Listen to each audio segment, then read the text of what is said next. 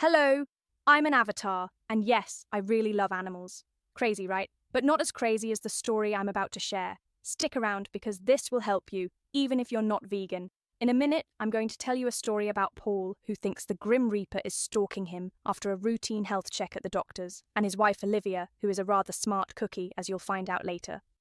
But first, let me ask you, have you ever tried to get someone you love to eat a bit healthier? You can explain the facts, show them the research, and maybe even mention what the doctors say. And guess what happens? They dig their heels in. They eat more bacon, extra cheese on toast, and all the tasty but dodgy stuff. And it's like you've suddenly made the situation 10 times worse. It's so infuriating. Why the heck does this happen? Well, here's what most people don't really understand. And to be honest, neither did I, until I did the research. The weird lesson here is, it's not about the actual food itself, it's about identity protection. But what does that even mean? Well, it works like this. When you say to someone, why not do this instead? Their brain hears, you're doing something wrong, you must change who you are. Obviously, this really annoys people, and we'd rather cut off our nose to spite our face than admit we're wrong. Crazy, but we've all done it. But Olivia, Paul's wife, actually cracked the code around this identity protection thing. So here's what Olivia told me. I'd just done the usual crazy Monday morning family routine. The school run's done, and I desperately needed a caffeine hit. So there I was, queuing for my coffee, when one of the other mums waves me over. We sit down with our caramel lattes, and she says, "You won't believe what happened at our house on Saturday." I had visions of a head lice letter from the school, or another football injury, or some other family disaster. But no, she says Paul, her husband, had to go to the doctor because he's been worrying about chest pains. It turned out to be high cholesterol, and the doctor told him to start eating more healthily. Well, he's on a proper downer now. He thinks he's got to eat rabbit food for the rest of his life. Well, you know Paul. He's a proper geezer. He loves his football, but he also loves his food. Bacon, sausages, eggs, beans, the full works. But now, he's not a happy bunny. Well, Olivia didn't engage in his man misery. She didn't make him watch documentaries. She didn't accidentally leave leaflets about heart disease on the kitchen table. She just smiled sweetly. That quiet knowing smile that says, well, we'll see about that. Let me interrupt the story for a second and explain why the sensible approach often fails. It's called psychological reactance, and we all do it to a certain extent. Anyway, Olivia did something brilliant. She completely bypassed Paul's reactance mechanisms. If you're nodding along thinking, yes, this is exactly the same struggle as I've got, then please hit that like button. It helps me make more videos. And if you want to join our fight for the animals, or are just curious about living a cruelty-free lifestyle, please hit that subscribe button as well. So, what's been your biggest struggle getting someone you love? Try vegan food. Please comment below. Anyway, back to the story. Olivia and Paul normally take turns making Saturday breakfast. This week is Olivia's turn, and she had a cunning plan. So she ordered the shopping during the week. She swapped out the pork sausages for some tasty fries, vegan sausages, and then got some realistic-looking vegan bacon, and then a pack of bonzan for the scrambled eggs. After that, it was the usual beans, mushrooms, hash browns, and tomatoes. Olivia was determined that this was going to be a proper Saturday fry-up to look forward to. The thing is, she wasn't going to tell Paul about the vegan swaps beforehand. She was just curious to see what would actually happen. Fast forward to Saturday morning. Kids are safely off to the football. Olivia is busy in the kitchen. The beans are gently simmering. The mushrooms are getting that lovely deep brown edge. The bacon is crisping beautifully. The vegan scrambled eggs are coming together nicely with a pinch of smoked paprika. The whole house smelled amazing. Meanwhile, Paul staggers downstairs, his hair everywhere, sniffing the delicious aroma like a hungry dog. Bacon, he says. She hides a grin. He plonks himself down at the kitchen table and starts to dig in, like he's not eaten for days. First bite, silence. Second bite, that little nod men do when they're thoroughly enjoying the meal. Halfway through, he says, I really like these new sausages, they're really good. But what's up with this bacon? It smells amazing and tastes great, but it's a bit cardboardy. I'm not sure, my love, says Olivia, and carries on eating her own breakfast. Paul is almost finished and finally wipes up the last of the baked beans with his toast. He leans back on the chair with that satisfied look on his face. That was gorgeous, my love. Thank you, Olivia says casually. I'm glad you liked it, because it was all vegan. Now, did you see what Olivia did there? She used what's called cognitive dissonance on Paul. This is a technique where his brain was holding two opposing ideas at the very same time.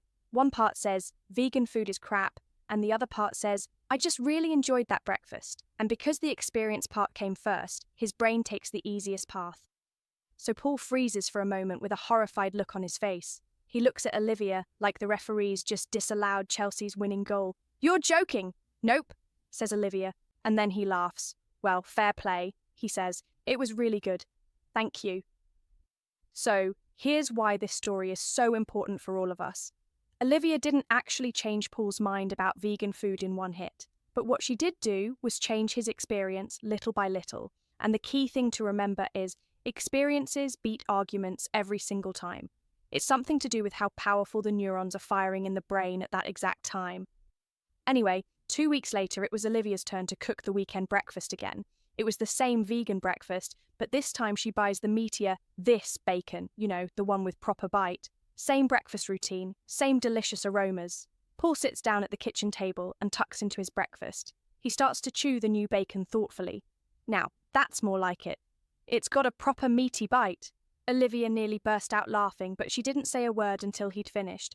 Then she told him about the new bacon, and he said, all right, that was decent. Can we get that one again? So that's Olivia's story. Success on a plate. Have you tried Olivia's technique, or did you have your own special way? Let me know what worked in the comments. And basically, that was the moment Olivia knew she'd actually cracked it. She needed just 2 positive vegan meal experiences before Paul's brain could fire off those automatic defenses. So let's go back and join Olivia and her friend in the coffee shop. We're both sat there laughing at the whole situation, and Olivia says, Paul has asked for a vegan breakfast again. He says it's really tasty and doesn't give him a grumbly tummy afterwards. Fast forward 3 months later, Olivia is back talking to her friend in the coffee shop. Wait till you hear what happened at Paul's doctor's appointment. My heart is in my mouth, ready for some bad news. His blood pressure was normal, but then the doctor starts looking at his screen intently. Paul gulps in abject fear, readying himself for some bad news. The doctor turns to Paul and says, I'm glad you've taken my advice to eat more healthy because your cholesterol is coming down nicely. Keep it up, Olivia added. Paul's got a lot more energy in other areas too, if you know what I mean. Well, I nearly spat out my coffee. So there you are. That's Olivia and Paul's breakfast vegan swap-out story. Now here's where this gets really interesting. What Olivia did isn't just about breakfast, it's about understanding how we can actually evolve. This applies not only to food, but to everything, like getting kids to eat vegetables, getting yourself to exercise, or even getting anyone to do anything differently. We think change happens through information. Show the facts and they'll change. But our brains don't work like that. Brains work through experience. The more pleasurable the experience, the more positive reinforcement. Or, to put it another way, the more powerfully our neurons fire. It all starts with low-drama experimentation, whilst avoiding that identity threat we discussed earlier. Let me give you the framework. You can call it the stealth swap method, and it's got 5 steps. Step 1. Choose a food that they already love. Don't try a cold quinoa salad if they live for fry-ups. Work with their preferences, not against them. Step 2. Make it without announcing it. No prior warning. No. This is the healthy version sermon. Just make it and serve it. Step 3. Let the taste experience speak first. Let them eat it, enjoy it, and finish it before you say anything. Step 4. Reveal the vegan swap-out casually, not triumphantly. You're not trying to win an argument, you're just sharing experiences. Step 5. Take on board feedback and repeat an improvement, just like Olivia did. Remember, just one positive experience isn't enough. You need 2 or 3 before new behavior becomes normal. Keep innovating, keep improving, keep evolving into the new normal. Here's the mind-boggling but really powerful psychology behind this technique. It's called the mere exposure effect, combined with post-decision rationalization. Still with us? Great. I'll explain how it works in layman's terms. Once someone's had a positive experience, their brain wants to justify why they actually enjoyed it. And if you haven't threatened their identity, they'll rationalize it as, hey, maybe this vegan stuff isn't so bad after all. But if you lead with the facts, or morph into a raving, preachy vegan, then you'll activate every negative association they have, every stereotype, every defensive mechanism. You've lost before you've even started. This is exactly how the meat and dairy industry keeps people hooked. They've spent billions of pounds making sure animal products are tied to your identity, to masculinity, to tradition, to childhood comfort. They know if it's part of who you are, you'll defend it even when it's killing you, but you can use the exact same psychology for good things.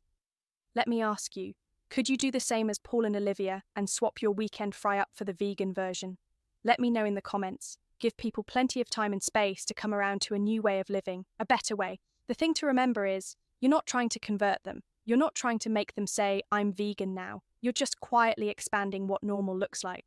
That's how real change happens. Small shifts that become routine. And this matters beyond one person's breakfast. Every time someone chooses the vegan option, that's fewer animals suffering. Every Saturday morning, Paul eats vegan sausages instead of a pig. That matters. It adds up. You don't need everyone to go fully vegan overnight. You just need them to start saying yes to the kinder option because it's so easy, when it's familiar, when it doesn't feel like sacrifice. Once Paul started feeling better, once his cholesterol dropped, once he had more energy, he started making those choices himself. His wife didn't have to sneak it in anymore. He'd pick up the vegan bacon at the shop.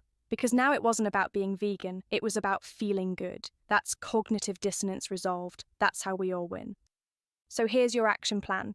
This week, pick one meal you make for someone who resists healthier eating.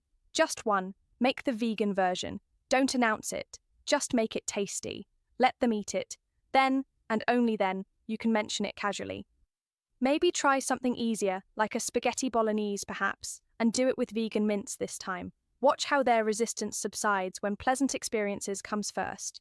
You're not fighting them anymore. You're working with how their brain actually functions. This is how we change the world. Not through grand gestures, but through quiet Saturday mornings where someone eats breakfast and doesn't even realize they're choosing compassion. Where the kinder choice becomes the normal choice. Where doing good feels really good.